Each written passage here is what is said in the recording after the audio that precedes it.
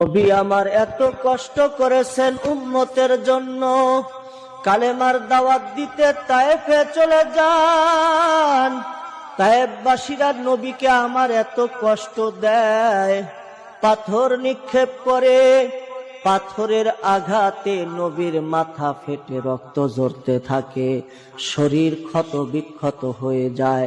রক্ত ঝরতে ঝরতে পা দিয়ে রক্ত বেয়ে বেয়ে পড়ে, জুতা ভিজে, জুতা পায়ের সাথে লেগে যায়। নবী আমার তায়েফের পাহাড়ের নিচে পাথরের উপরে বসে ওই তায়েফবাসীর জন্য দোয়া করে, আল্লাহ এই তায়েফবাসীকে আপনি হেদায়েত দান করেন। আল্লাহ তাআলা নবীর কষ্ট দেখিয়া জিবরাইল আমিনকে পাঠায় দেন। জিবরাইল আমিন এসে নবীকে জিজ্ঞাসা করেন, ওগো আল্লাহর নবী, আপনি কি চান? আপনি যদি বলেন এই তায়েফবাসীকে আল্লাহ তাআলা ধ্বংস করে দিবেন, আপনি আদেশ করার সাথে সাথে এই তায়েফবাসীর উপরে এই পাহাড় চাপা দিয়ে তায়েফবাসীকে ধ্বংস করে দিব। আল্লাহর নবী তিনি কত দয়ালু, কত মায়া। জিবরাইল আমিনকে ডেকে বলেন, ভাই জিবরাইল, এই তায়েফবাসী আমাকে আঘাত করেছে, ওরা আমাকে চিনে নাই, যদি চিনতো তাহলে আমার উপরে এমন আঘাত করতো না। ওদেরকে ছেড়ে দাও, মাফ করে দাও, ওরা এক সময় কালেমার ছায়াতলে চলে আসবে, আমি নবীকে, আমাকে তারা চিনতে পারবে।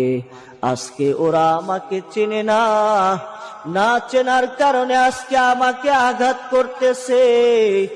ও ভাইরা আমার, তোমার আমার নবী এত মায়ার নবী, দয়ার নবী, আঘাত সহ্য করিয়া তারপরেও দোয়া করে, বদদোয়া করে না। ওই নবীকে এখনো তুমি ভালোবাসতে পারলা না, ওই নবীকে ভালোবাসিয়া এখনো তুমি দাড়ি রাখতে পারলা না, এখনো তুমি নবীকে ভালোবাসিয়া মাথায় টুপি তুলতে পারলা না, গায়ে সুন্নতি জুব্বা পরিধান করতে পারলা না। তুমি কেমন উম্মত হইলা? হাসরের ময়দানের দিন সকল নবী ইয়া নাফসি ইয়া নাফসি বলতে থাকবে, একমাত্র তোমার আমার নবী জনাবে মুহাম্মদ মুস্তাফা সাল্লাল্লাহু আলাইহি ওয়াসাল্লাম ইয়া উম্মতি বলে ডাকবে। উম্মতের পেরেশানে নবী আমার পেরেশানি হয়ে যাইবেন। ওই নবী আজও মদিনার মাটিতে তিনি কান্দেন, ইয়া উম্মতি উম্মতি বলে কান্দেন। ওই নবীকে আজও আমরা চিনতে পারলাম না।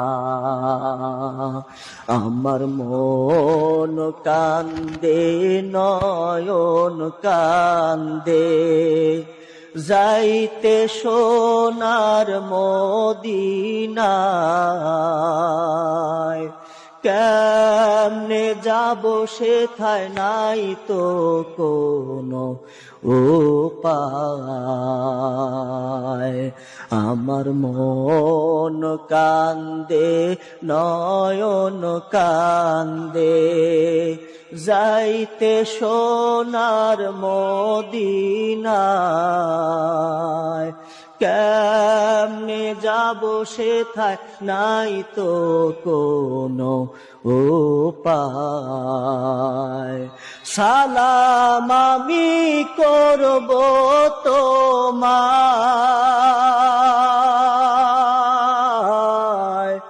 সালাম আমি করব তোমায়, নবী তোমার রওজায়।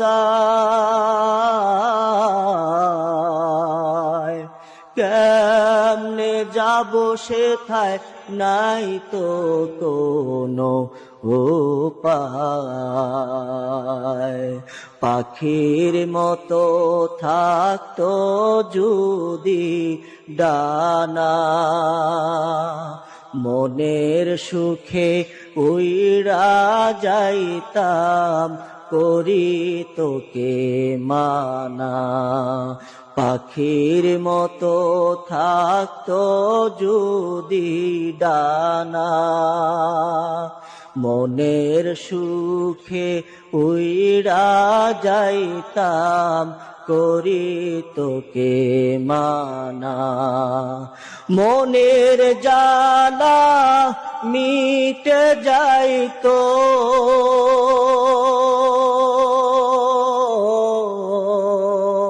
মনের জ্বালা মিটে যাইতো, দুঃখ থাকিতো না কলিজায়। কেমনে যাব সেথায় নাই তো কোনো উপায়। আমার মন কান্দে নয়ন কান্দে, যাইতে সোনার মদিনায়। কেমনে যাব সেথায় নাই তো কোনো উপায়। ও আমার উম্মত ভাইরা আমার, ওই নবীকে ভুলে যাইও না। ওই নবী ছাড়া কোনো উপায় থাকবে না। নবীর সুপারিশ ছাড়া জান্নাতে যাওয়া সম্ভব হবে না। নবী তোমাকে যেভাবে ভালোবাসে তুমিও নবীকে ভালোবাসো।